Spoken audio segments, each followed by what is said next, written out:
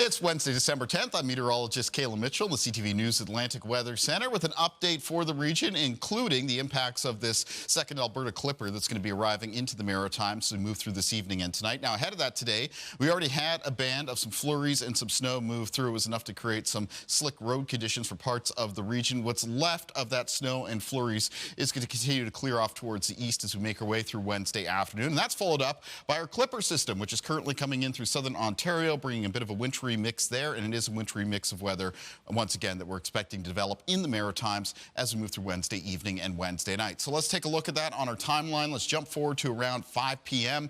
You can see the initial snow from that clipper starting to develop and spread across western areas of New Brunswick, and it'll be quick to fill in as we move into the early evening across the entirety of that province and work its way over towards Prince Edward Island. There is the possibility of some lighter flurries or showers for Nova Scotia during that time, but Nova Scotia and Prince Edward Island and southern areas of New Brunswick mostly end up on the rainy part of this weather system. You can see the rain taking over around the Bay of Fundy coastline in New Brunswick by 9, and it'll be snow turning over to rain for Prince Edward Island, though a risk of a brief period of freezing rain as that transition takes place. And for Nova Scotia, it's mostly rain expected in the overnight hours with rainfall amounts of around 5 to 15 millimeters.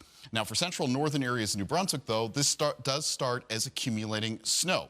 And the rain snow line will push up towards central areas of New Brunswick between around 9 p.m. and midnight. And that will have a mixture of snow turning through ice pellets and freezing rain. That's expected to make its way up towards the Fredericton area, which means you're looking at a very messy evening and night for Fredericton. You could pick up initial snowfall amounts as much as 10 centimeters before turnover to ice pellets, freezing rain, and then maybe a little bit of rain to finish. For areas further north in New Brunswick, it's mostly going to be snow, maybe with some ice pellets mixed in, and the potential for higher accumulations. So as we take a look at a snowfall outlook for this weather system, the most widespread snowfall of 10 to 20 centimeters is expected basically across the northern half of New Brunswick and up into the Gaspé Peninsula in through Quebec. There's the 5 to 10 centimeters possible for Fredericton based on the nature of that mix, and then lower snowfall accumulation for the remainder of the Maritimes. But that north of New Brunswick, very snowy as we make our way through tonight and into the early morning hours of Thursday. So we find snowfall warnings out for northern and western areas of New Brunswick. The Acadian Peninsula expected to be a little bit more of a mix as well, which is why that area of the northeast is not underneath the snowfall warning.